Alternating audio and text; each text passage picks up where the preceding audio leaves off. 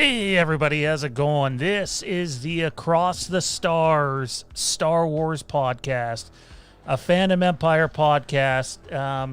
Almost like it's come out of the grave. We sort of started something a few years ago, and it got sidetracked, but we're here now, and it definitely wasn't under this name. But the reason why we're calling this Across the Stars is I'm one of your hosts, Shawn, and located from Canada, and our other host, Ian, here is way over in Korea. So this is legitimately Across the Stars.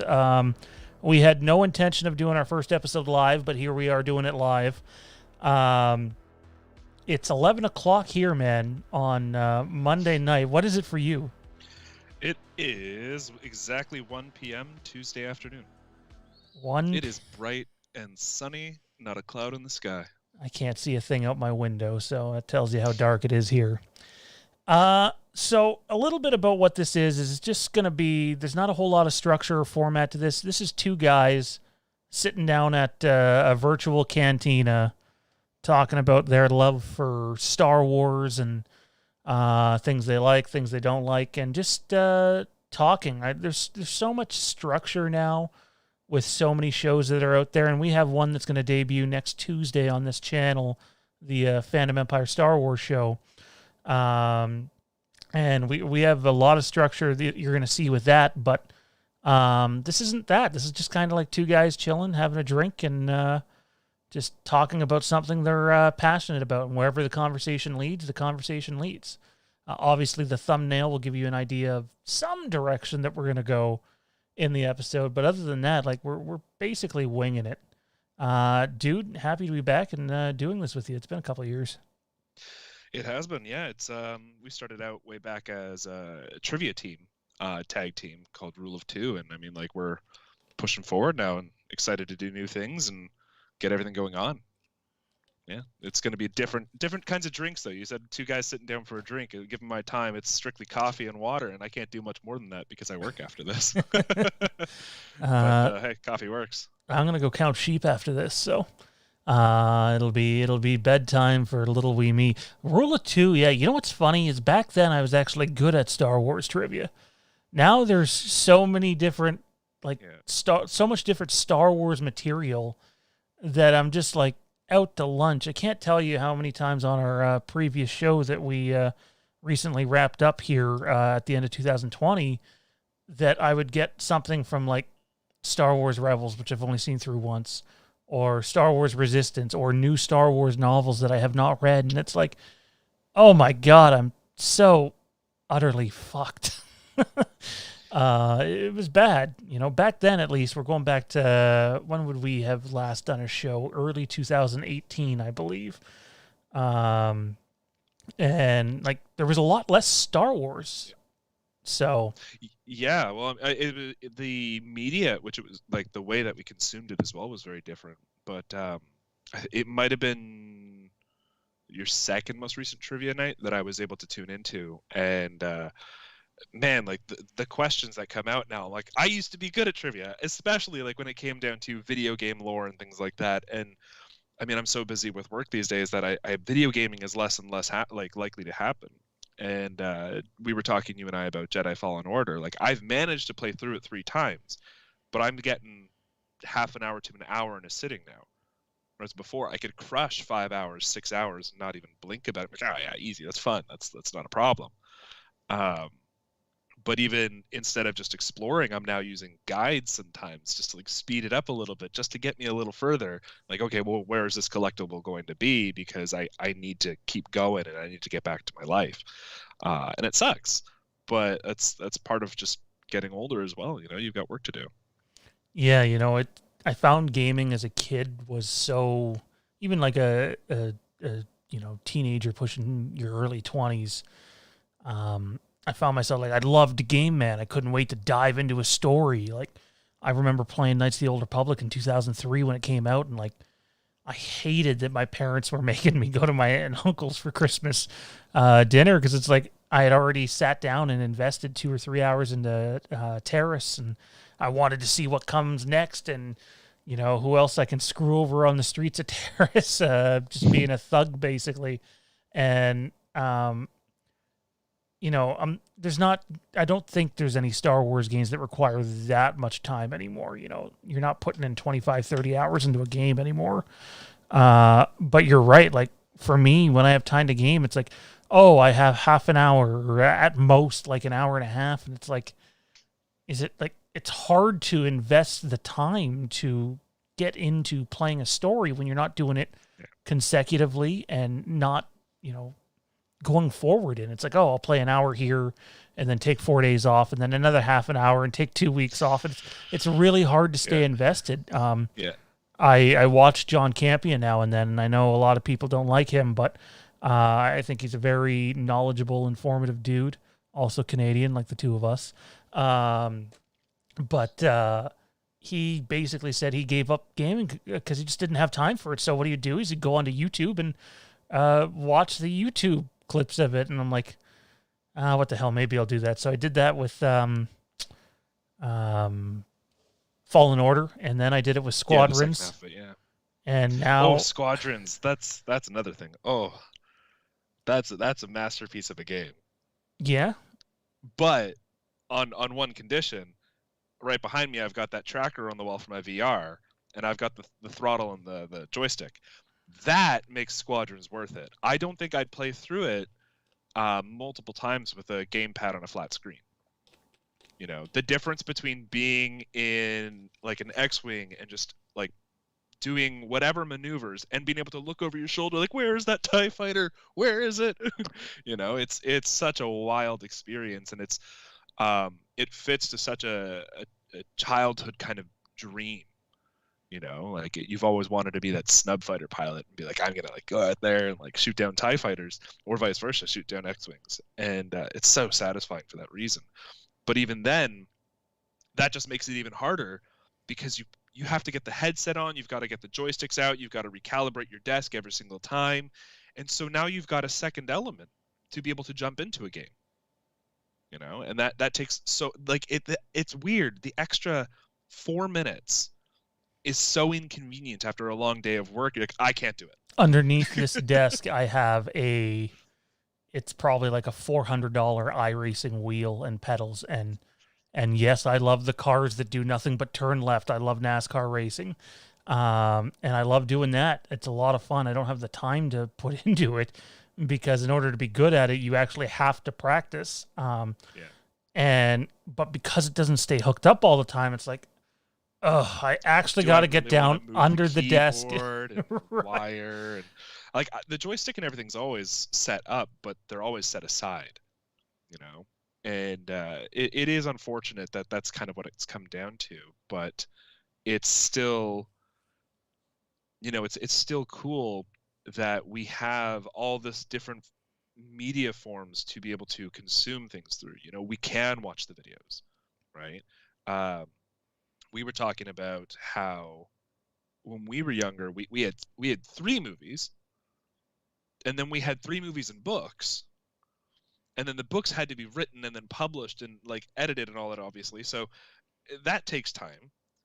And then you had 6 movies and books, and at that point we had various video games, but the difference of release dates between them were so much more vast than what we're sitting at now with 10 different series coming, right? And it's the media format is different, and the time it takes to consume it is getting better, which on one hand I really appreciate, but on the other hand I feel is almost like too easy.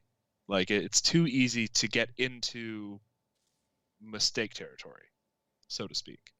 A buddy of ours who really helped us out with our YouTube channel, Dave McRae, has gone on for a long time. The more you make of something, the worse it's going to get. Now, you're going to have some bumps in the road that are good bumps in the road. That's like you hit on something and it's amazing.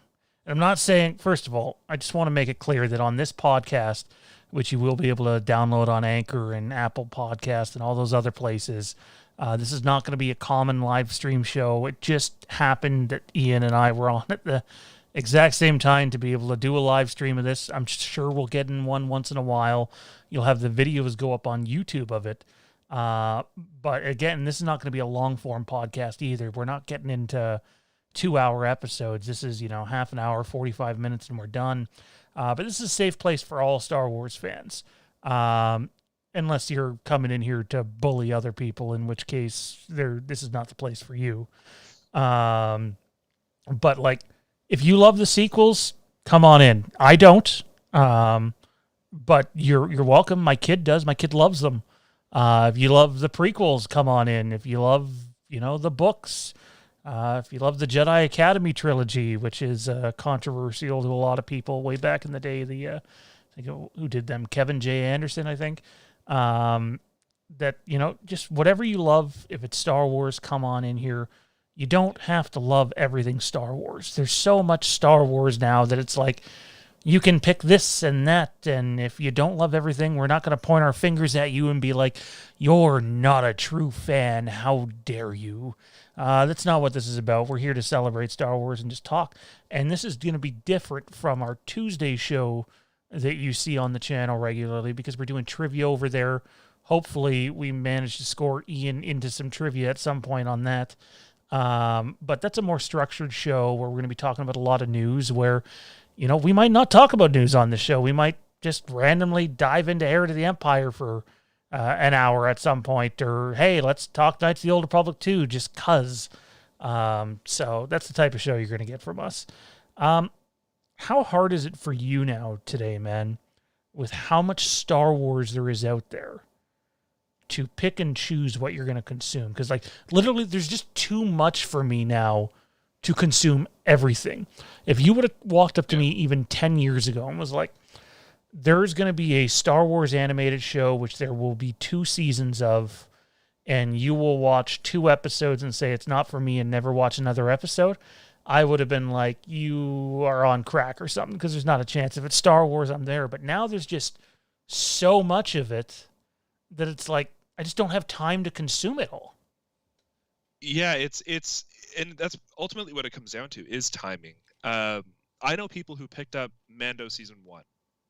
They got only a few episodes in and they dropped it. Like, it's not for me. This is too side questy. And I respect that. I understand that. Now, post season 2, I kind of went back to poking them like, you need to get to the end of season 2, like, somehow, even if it means 5 years of time, 10 years of time. And that's an opinion I'm really comfortable taking, only because as a teacher, I do that to my students. I'll finish teaching a book to them and I'm like, okay, guys, I want you to read this again, but I don't care if you do that in 40 years or you do it tonight. But consider it, because the second time you go through it, it's more valuable. And based off of that kind of the quantity of literature that I'm consuming at this point, because I'm teaching literature as well as history, it makes it harder to consume other literature for fun. It's like I'm a student again, and I'm being told to read for work. And so when it comes down to reading for pleasure, there's kind of a missed mark there now. It's harder to get into. But on top of that, literature is just unavailable here. Living in Korea, everything's in Korea. And if I want to buy foreign books, there's a premium on that because they're heavy, right? So then you get to EPUB versions, but I also don't like the tactile. I like the tactile real page, not the ebooks. And so when it comes down to it, how do I decide? I try to give everything a chance, and I will always respect something with the official branded and even unofficial branded fan-made stuff. I will always respect the Star Wars label. I'll always give it a chance. I have read some fan history and fan characters sometimes, and I walked away like, that is cool. It doesn't fit me sometimes. And I'm okay, like, that's fine. Not everything will fit me. Star Wars Rebels was hard for me to get through just because at times, same with not the Clone Wars original animated series, the new one. At times it felt kiddie. And the moral was too, like, in your face. Like, here's the moral, be a good person, and stuff that I would show in my classroom. And at that time, there was less to consume, and so I kind of had less of an option to step away from it. With 10 series coming, you're going to have a lot of people jumping ship and going to other things and testing the waters, and that's cool. So long as people don't use that to fuel this series is better than your series attitude, that's great. I like that people are going to have this diversity to step aside and really consider what makes Star Wars great for me. Do I like the space opera? Do I like the space western? Do I like space fantasy? Where do you fit into this genre? And I'm excited for the High Republic because I'm excited to see more Jedi riding on horses, because the horse riding scene was awesome. And I walked out of that movie like, did you guys see that?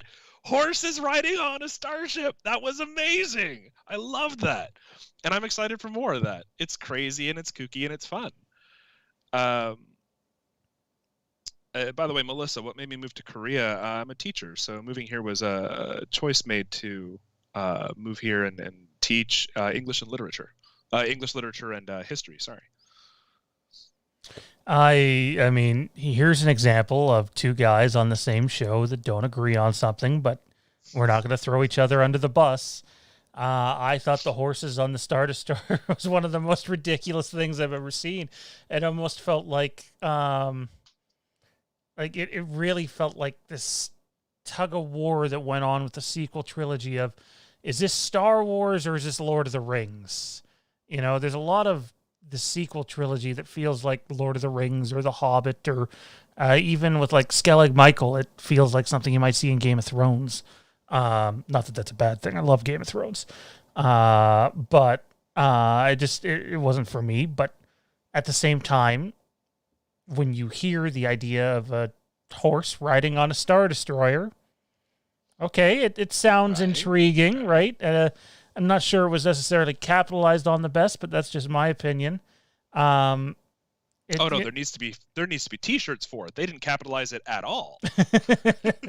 Well, I see it has like an alternate cover for one of the books that's coming out for the High Republican. I don't know how well you remember this, but like the High Republic is almost starting to feel like that Lucasfilm project they did in the mid-90s, where they did a movie marketing campaign without there actually being a movie.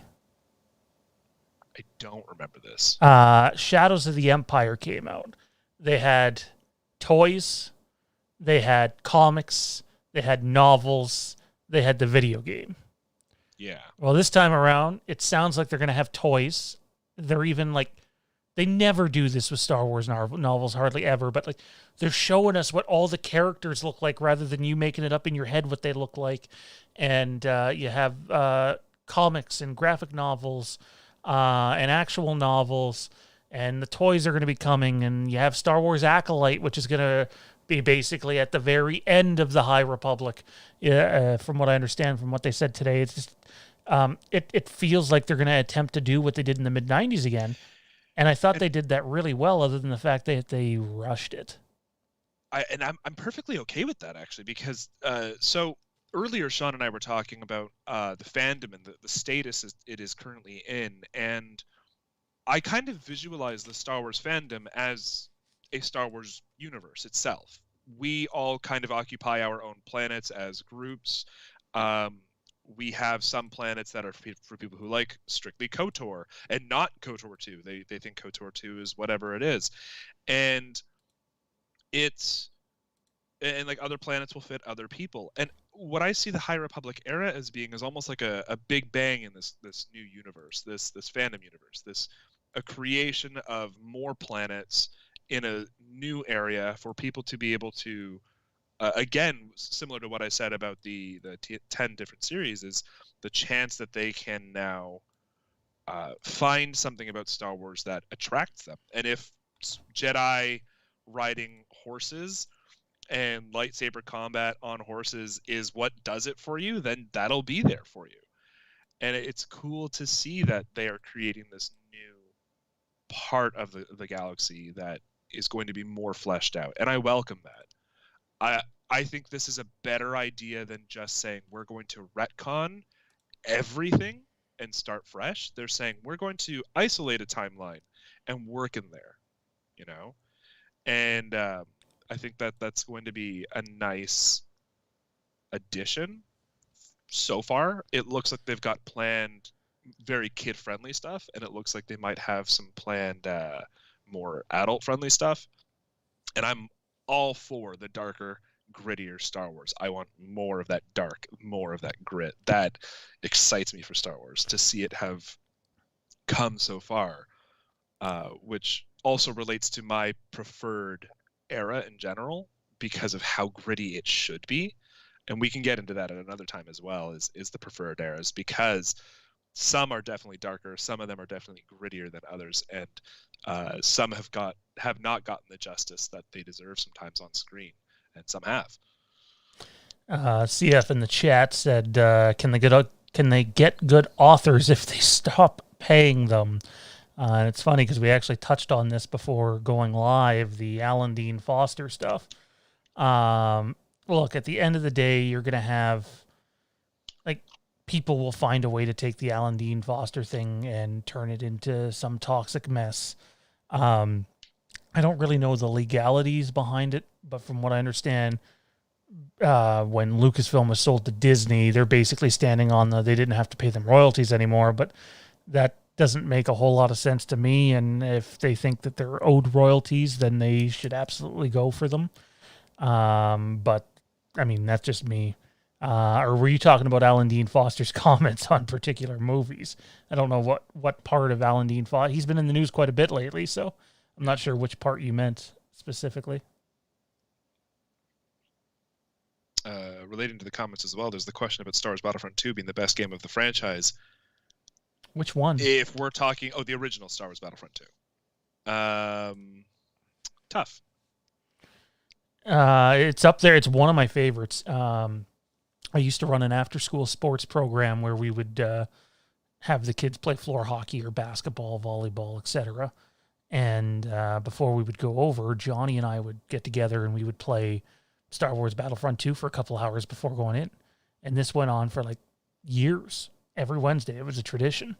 And yeah, and like everyone has their favorite map and conditions. Like even just Space Hoth Assault, 1,000 point match, and I'd sit there for hours building up 1,000 points, one kill at a time, 1 point at a time.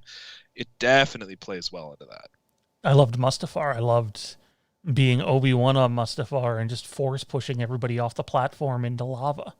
I used to get a kick out of that. You run up to a bot, it's like, oh, get out of here. There you go. Burn to your death. I have the high ground. I love Star Wars Battlefront 2, the original, but I don't think it's the best game in the franchise. I don't think it touches nicely. Subjectively, of course, this is just my opinion. I think Knights of the Old Republic is the best Star Wars game ever made.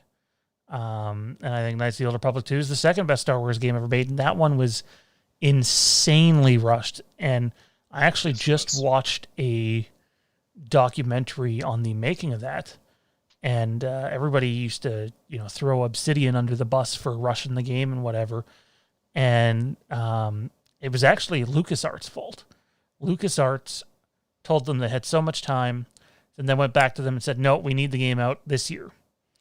It's like, okay, so then they started to rush their efforts, and then 4 months before release, they're like, nope, we need to, you can have an extra year. We're going to delay it a year. We'll take a year.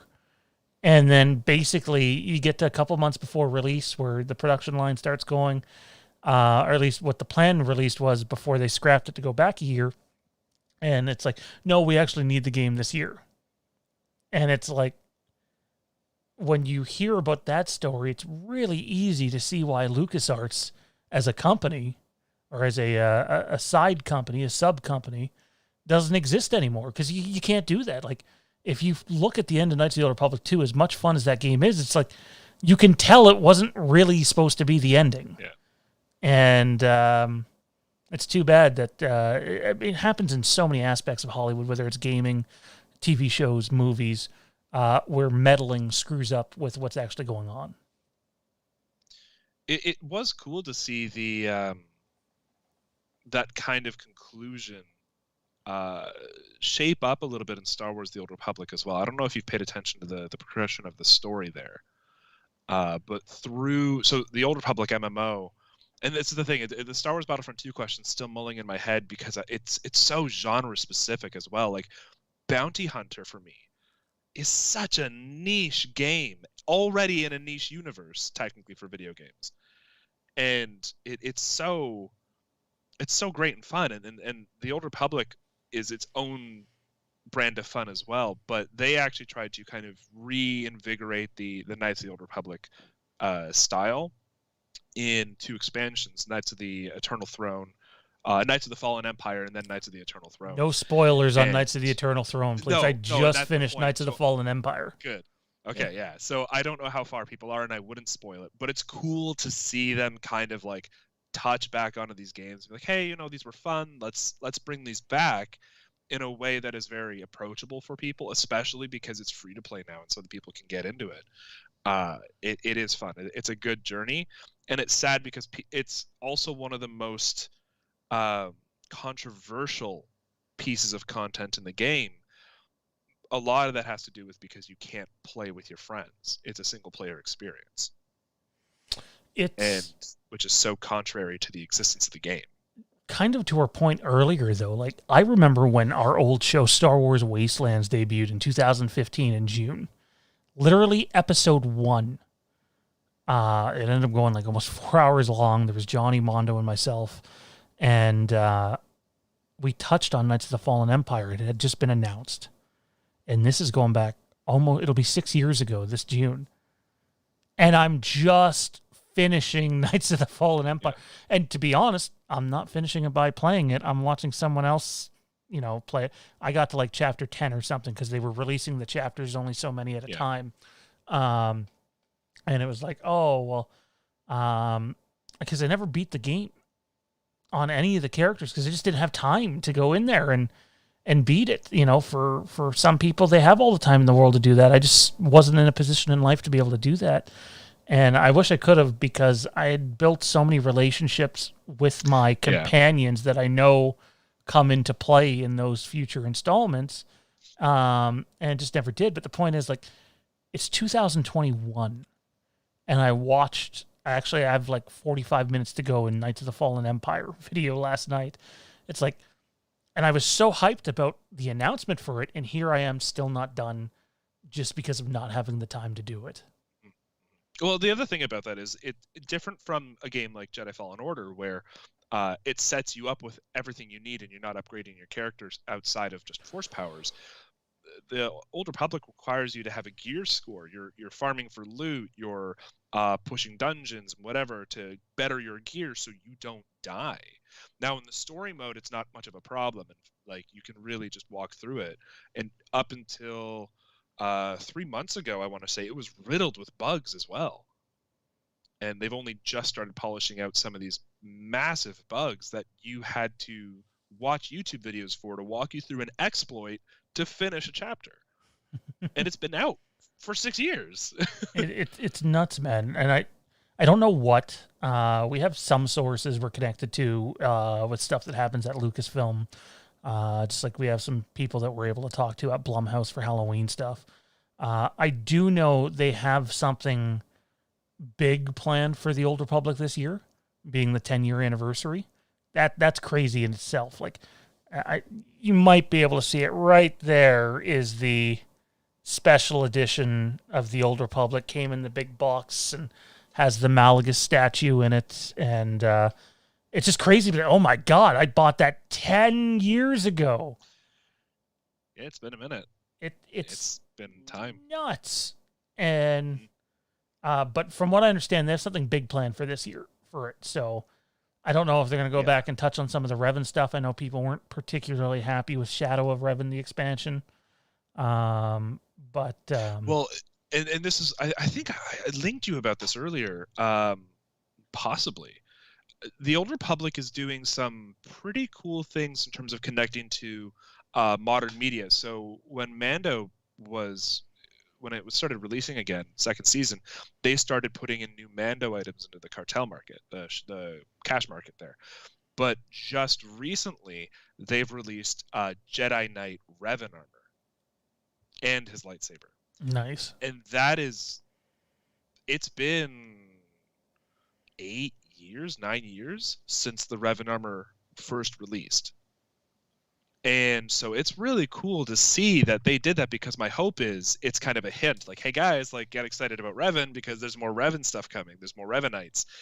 And that also touches on the ILM art package deal, the analysis for The Rise of Skywalker, because there was this set of statues in the temple on Exegol which would have made Revan, Malak, and Nihilus canon again. And the only one that's officially canon out of them is Revan, and that happened so low key in the visual dictionary for The Rise of Skywalker. And I couldn't believe. I'm like, okay, well, at least now he's canon. And that was followed up by the Revan and Malak Funko Pops that came out. But like, look, the High Republic had their announcement today. You and I talked about this earlier. People are spamming the chat with hate, etc. But the one thing that kept coming up in the chat was Revan, give us Revan. We want Revan. Everybody wants Revan.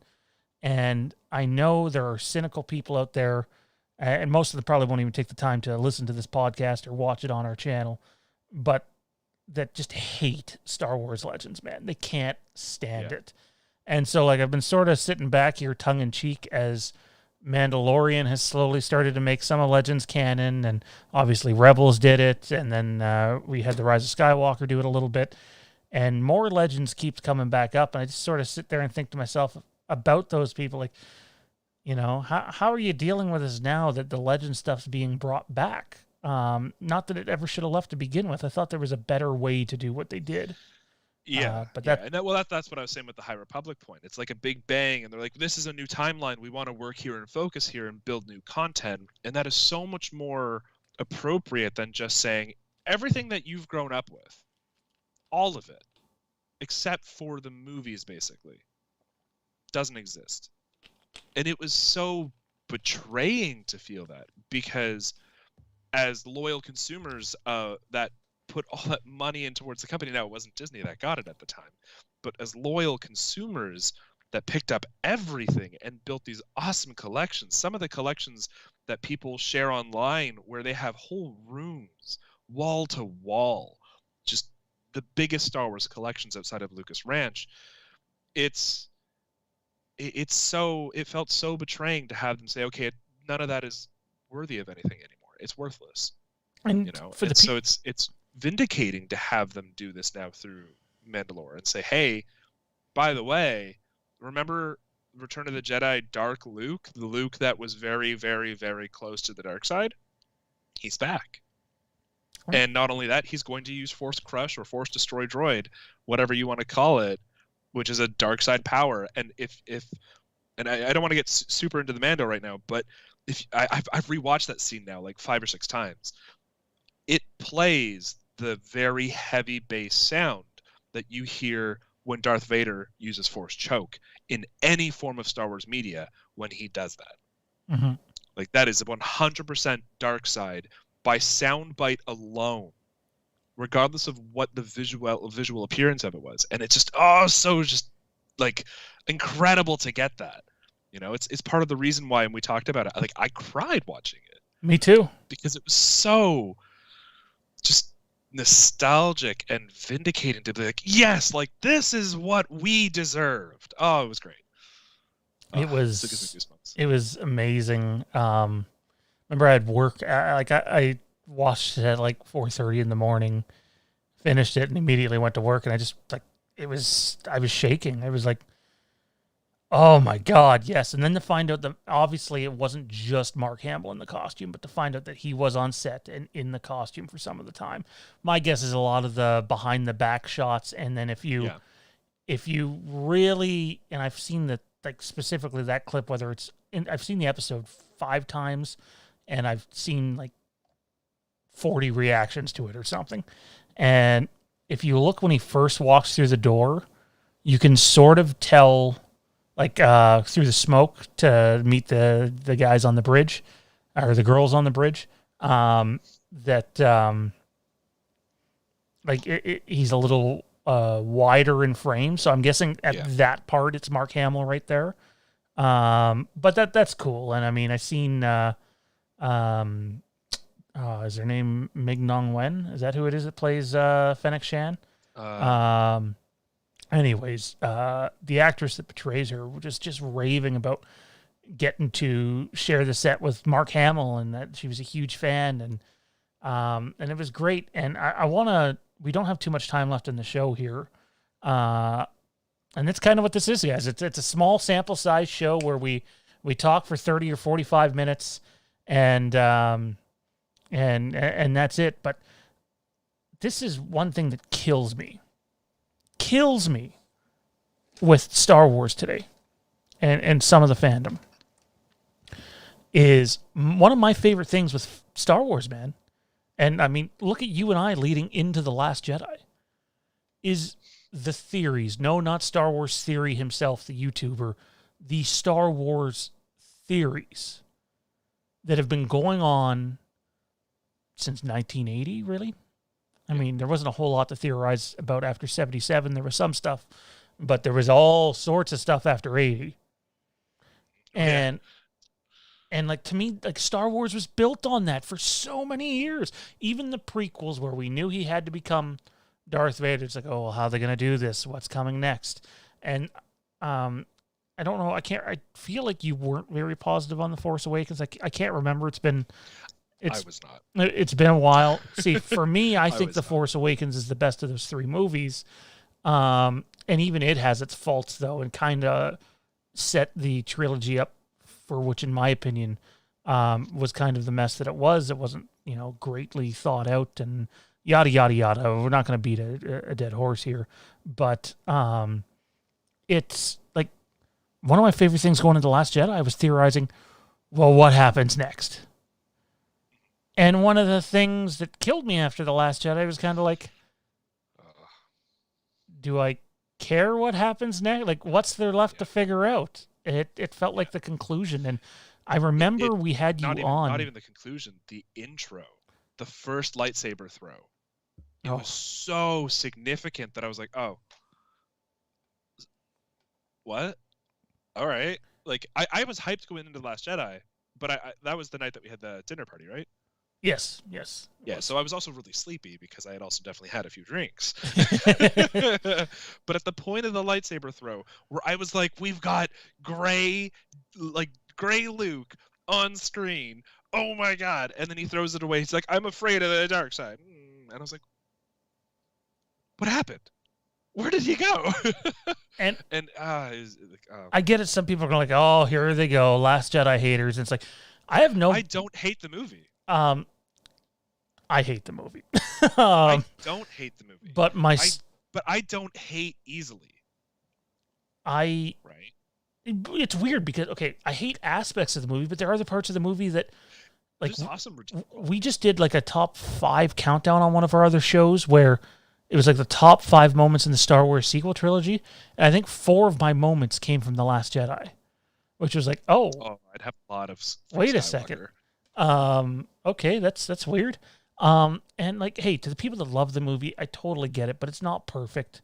And to the people that hate the movie, it's also, not as bad as, I like to think that it is sometimes.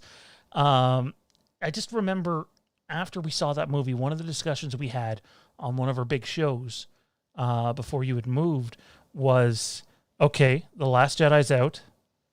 Are you seeing it? I feel like a lot of us had it in like the 60 to 70% category when we did the show and we had a bunch of guests on. Yeah. But we all sort of said, okay, are they going to break tradition here? Because you almost have to make 2 more movies. You almost have to do episode 9 and episode 10 with the way episode 8 ended. And the way that episode 9 went, it showed that they needed to do 3 movies. And what's hilarious is they actually say I don't remember if it's the making of episode 9 or something else, but making 2 more movies was absolutely on the table, breaking either episode 9 into 2 parts or doing episode 9 and episode 10 and having 4 movies in there. And they chose not to because of tradition. And like, I sort of sit there and I go, well, I mean, at the What end, tradition? They retcon tradition. right? Like, at what point do we throw tradition out the window and do what's best for the story? Yeah. You chose to go that way in episode 8, so let's continue. And instead, episode 9 kind of, whether people want to admit it or not, ignores a lot of episode 8 at times. And it just, they can never, ever make that mistake again. Because it's not so much that some people didn't like The Last Jedi, or a lot of people didn't, or some people didn't like The Rise of Skywalker. It's the fact when you put the movies beside each other, they don't connect at all. And I know people like to use the comparison, well, what about the Dark Knight trilogy? The Dark Knight trilogy connects way better than that trilogy does. Yeah. But it comes down to very pivotal moments at the beginning and the end of the movies where there's meant to be a little bit of adhesive there. And the adhesive didn't exist. By the way, Slinky, welcome to the stream there. It's good to see you, man. And Slinky's a friend of mine, a very, very, very old friend of mine. Definitely when it comes down to Darth Maul, we can talk about it, but I'd actually like to tie that in with the topic on another possible returning character. So maybe not necessarily on this stream today, but definitely in a near future episode, we really want to talk about potentially returning characters in future Star Wars. And so that'll definitely be something to look forward to. And I'll link you to that specifically as well when that comes around. Prototype Boba Fett says the sequels to many of the fans seem almost as filler episodes. You know, if it is viewed that way, which I'm not sure it is, but if it is, that's a problem right there because, you know, this was supposed to be the conclusion to a saga that at one point was supposed to have 12 movies, and George Lucas just didn't get back to making them quick enough. It just, look, at the end of the day, if you're grading it on making money, the sequel trilogy is a huge success. Yeah. If you're grading it critically, it's sort of eh. And if you're grading it as a fan and connective tissue and all that, hey, if you love it, that's awesome. I'm glad you got exactly what you did. For me, it just reeks of a not very well put together trilogy. And it's not like I'm happy to come on here and say that. It's, you know, I remember leaving The Rise of Skywalker just being like, I remember looking at Jade and being like, yeah, I mean, what else were they going to do? Like they needed to create a saga in one movie. Yeah. And I, for what they delivered, I went into it. Maybe the difference of my reception for the Skywalker, why I appreciate Skywalker more than Last Jedi and Force Awakens, is I went into it with negative expectations, and I walked out of it like, guys, I don't know if you guys saw this, but I saw Force Storm, and that was awesome. You know, like things like that. Things that it was the start of bringing back references to EU. The expanded universe, and it was just the start of that. And I could see it in the scenery, I could see it in the use of color, I could see it in the grit. And we talked about grit earlier and how I like to see it, like Solo, when he's in the trenches as a general Imperial soldier. Man, that's amazing. We need more of that kind of, hey guys, there is a galactic civil war, by the way. It's gritty, it is dark, it is bloody, and people die. And it was so, so amazing to see that in Solo. And Skywalker gets dark like that. You know, but there's also a lack of memorability in it for me. Because when I was playing Jedi Fallen Order recently, and I'm running around on the planet Zepho in the broken down Imperials, the Republic destroyer, I'm running around and I'm like, when do I come across my evil clone with sharp pointy teeth? That's Rey's moment. Yeah. That's not Cal's moment. But it was so there's definitely a lack of memorability for the movies, and it gets twisted into Star Wars where I'm really enjoying it and I'm like, I'd like to see this kind of thing happen, you know? So that was definitely a weird twist for me as well. I just think that you sort of touched on it briefly there in terms of, hey, there was a galactic civil war going on. I think the part where the sequel trilogy most let me down was right off the bat, even though I really like The Force Awakens. It's my third favorite Star Wars movie. Like, what the hell's going on in the galaxy, man? Like, I'm sorry, you took 30 seconds to, oh, there's the Republic. Let's wave at it as you blow it all up with this super Death Star thingy. And it's just like, even the original trilogy, the original Star Wars had full scenes dedicated to the political issues going on in the galaxy at that time. I know some people, politics came in the prequels. No, politics have been there since 1977. And we don't want any imperial entanglements. Yeah, and not to mention, like, one line, famous line, and it establishes a very commanding, very authoritative control over the galaxy. Almost every scene with Tarkin and Vader has some sort of political reference to it. We don't see the Emperor, but we hear about him. We hear about the Senate. We hear about what they're doing. And it's just like, there's none of that in the sequel trilogy. It's like, how did you, like, it's been 30 friggin' years, and this is not a hate fest. It's just like, could we have not taken a little bit of time to just set the stage? Let's figure out where the galaxy is. And I still don't think we really know where it was at that time. And other than it appears now that they're using various platforms of media to show us how Palpatine's grand scheme ended up, I guess, not paying off for him. Yeah, and I feel like we're almost getting into the, well, not hate fest territory, but this is something, a bit of a history for everyone who does tune in for this. Like, it's as negative as we might sound to both of us.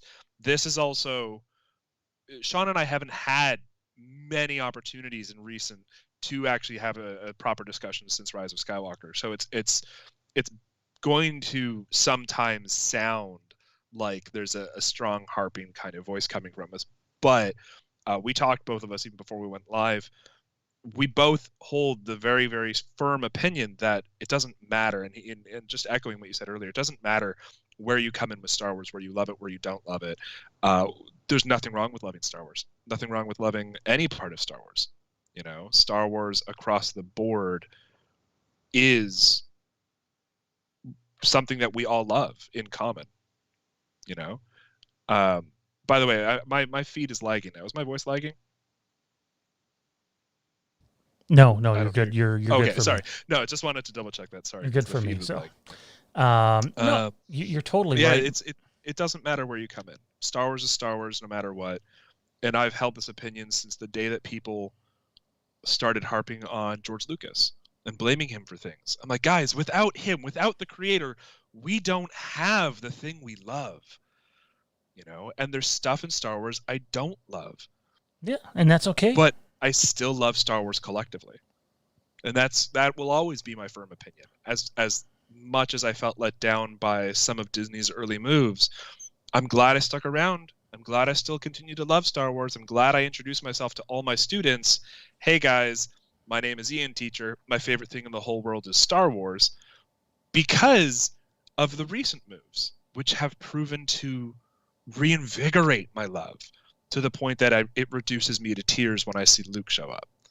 You know, I'm so happy for the future of Star Wars, for what we have now, dude, and for what could happen. We're getting this Filoni-verse, I guess, is the popular term going around. And the like MCU of like Star Wars, Thrawn, Grand Admiral Thrawn is our Thanos. That is as much as I've been critical about past movies. I accept them. I don't want them to be decanonized because I think that's the worst thing they did to some of us Star Wars fans. For the people that didn't love Legends, you know, they were like, oh, okay, so what? Well, guess what? Some of us, like Ian and myself, loved a lot of Legends, and it was like, oh, well, I never looked at it as erased. I just looked at it as that was the end of that timeline. Now here's a different timeline, kind of like the Halloween movies do. But like, Thrawn is going to be our Thanos. Sign me the fuck up for that. Hell yes.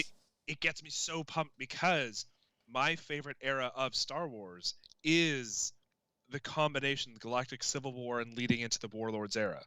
My favorite villain in Star Wars is not Admiral Thrawn. It's Natassi Dalla. And God, it's I like, hate her. can I get Natassi Dalla? And I know that's such an unpopular opinion. And I told you the other week that somebody was really ragging on her, being like, she's such a flat character, And I'm like, she is the spiritual successor of Tarkin. If we can't have Tarkin, we have Dalla to just take that role and twist the knife because she's so twisted herself. And when I say I hate her, I don't mean like, oh my God, I hate that character. I mean, that character is so well written that so twisted. Like it makes you be like, oh, I hope you get yours. Oh. Yeah. So to walk into a room of warlords and be like, hey guys, to borrow a term from Game of Thrones, bend the knee. And they're like, nope. She's like, okay, gassed, kills all of them. Takes all the quadrants under her control. I'm like, what just happened? Like, as per political moves in Star Wars, incredible power play by her. I would, oh my gosh, like, crying to see Luke, sure. I would sob happy tears if they were like, by the way, a whole Natassi Dalla like arc. Oh man, I truly think characters like Dalla, Kyle Katarn, Cornhorn, Kip Durn, Mara Jade, all those characters are possible as long as they're still not around. I mean, to me, they've set it up like, look how high Luke is. Yeah. At the end of Mando Season 2, and look where he is in The Last Jedi. I actually thought it added to it a bit because it's like, oh, well, I mean, he's just like out of it in The Last Jedi. Like something really fucked up must have happened. And I don't think it's just his nephew turned. And the part about it that I'll never get over is that he was going to kill Ben in his sleep, which is just, it was there for a second, but it was like, it makes me, you can still introduce Mara Jade. You still have 20 years to work with before the temple falls. It's like, what if she died when Kylo or Ben and the Knights of Ren, wreck shop the temple? Then I go, oh, okay, now I'm more relatable with Luke Skywalker. Now I get why he's so devastated. And whether it happens or not, who knows? It's probably, And how funny would it be if, because they retconned Ben as in Ben Skywalker, if it was another character named Ben who clearly was meant to be the spiritual successor of that retconned character, but written into Leia and Han's story instead of their kids, how funny would it be if a character named Ben caused that downfall and tore Luke's life apart?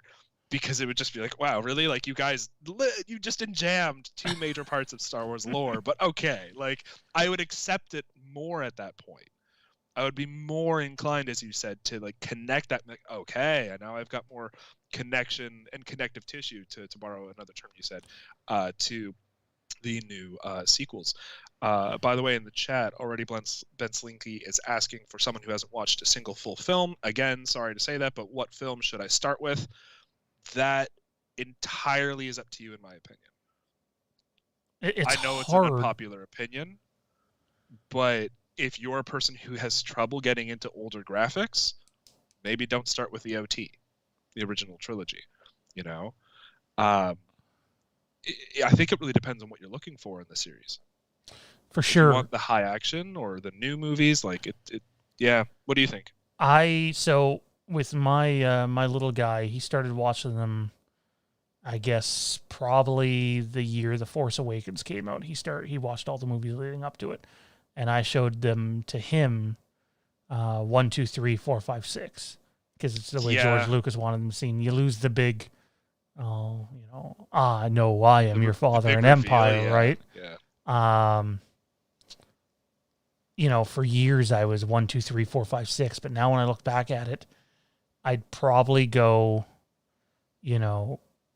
4, 5, 6, 1, 2, 3. 1, 2, 3, 7, 8, 9. Yeah, 7, 8, 9. That's kind of the way I was thinking in my head, just based off of my nostalgia. I would do the release order, but that also happens because if you already struggle with going into older graphics, it will be even more jarring to go from new graphics to old graphics, right?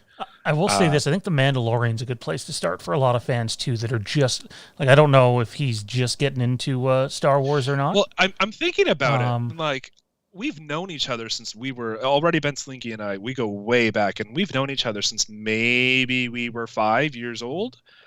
And I am so upset with myself that I never put one of the VHS copies of the original trilogy on the TV when he was over at my house as a kid. I'm convinced we have, and I just don't remember it. It's great. I know, like, we don't have time to get. It'd be great to touch on the second episode. We got to wrap things up here, but like, one of the things that Mando got people with is it wasn't just huge for Star Wars fans. It was the first growth Star Wars has seen in the Disney era. You know, as much as money they've made, they weren't really making a ton of new fans off the new movies. There were some fans coming in, but the Baby Yoda thing, man, like, that went viral. That blew up. That has Jade's sister, who grudgingly went to see The Last Jedi with us, willingly watching The Mandalorian every week. So it's like when people are like, oh, Baby Yoda's never going to be back. It's like, no, Baby Yoda is absolutely coming back, because they brought in this audience that they never had before that was specifically in it just because of this character. So he'll be back at some point. I have no doubt. Grogu's coming back. Oh, 100%. As we said, he's a cash cow. So, yeah, for sure. Anyways, man, that is going to do it for our first episode of Across the Stars, a Fandom Empire Star Wars podcast. For those that are wondering what the release schedule is, we have absolutely no idea.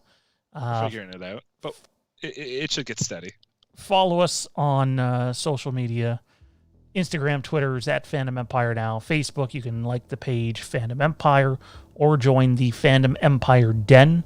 You can check us out on Patreon too, www.patreon.com/FandomEmpire. Lots of good stuff happening over there. Look, there's so many things that we could talk about still for another hour, but we were pretty dedicated. We ran a little longer in this episode, and I really didn't want it to go over an hour. So much to get to. It'll be a lot of fun. We are committed to getting one of these out a week, but they're not always going to be live. When we have a chance to do a live show, we'll take that opportunity. But when they're not, Ian and I'll do a pre-recorded show and throw a half an hour or 45-minute episode up for you guys. And it's been fun. It's been a hoot. It's been a long time coming, man. Absolutely. It's great to be doing this, and you know what, there's so much to talk about. We've already got a lot of topics that we briefly touched on today, and I'm excited to get into them further, along with anybody who's tuning in, if they're going to react to it, comment to it. It's looking forward to getting some kind of discussion going on, just even outside ourselves. There's so much to talk about. Star Wars' future is bright. There's lots to do. It's going to be great. And you know what? Don't let anybody bully you into... you have to like this or you have to like that. There's so much Star Wars, guys. Especially these days. Enjoy what you want to enjoy. You're not stuck with 3 movies in the beginning of an expanded universe. Yeah. You have options. Enjoy the fact that you have options, because for us older people, we didn't have those options. This was, look, if you didn't want to watch the original trilogy, and if you didn't want to read some of the early expanded universe stuff, you were stuck with Ewoks or droids. And Ewoks didn't have a name. You were stuck with teddy bears. It was something else. Anyways, for Ian, I'm Shawn. We'll see you guys next time. May the Force be with you.